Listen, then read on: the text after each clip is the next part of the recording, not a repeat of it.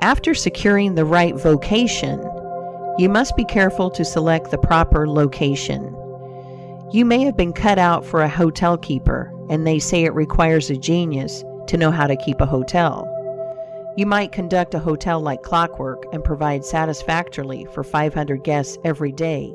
Yet, if you should locate your house in a small village where there is no railroad communication or public travel, the location would be your ruin. It is equally important that you do not commence business where there are already enough to meet all demands in the same occupation. I remember a case which illustrates this subject. When I was in London in 1858, I was passing down Holborn with an English friend and came to the penny shows. They had immense cartoons outside portraying the wonderful curiosities to be seen, all for a penny. Being a little in the show line myself, I said, "Let us go in here." We soon found ourselves in the presence of the illustrious showman, and he proved to be the sharpest man in that line I had ever met.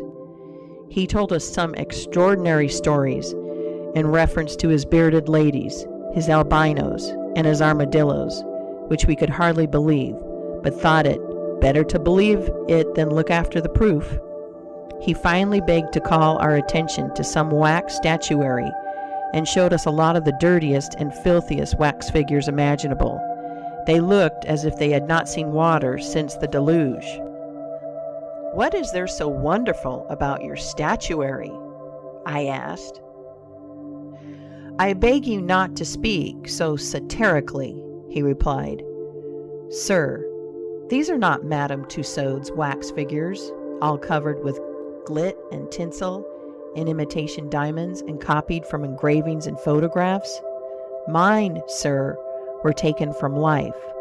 Whenever you look upon one of those figures, you may consider that you are looking upon the living individual." Glancing casually at them, I saw one labeled Henry VIII, and feeling a little curious upon seeing that it looked like Calvin Edson, the living skeleton, I said, "Do you call that Henry VIII?" He replied, "Certainly, sir.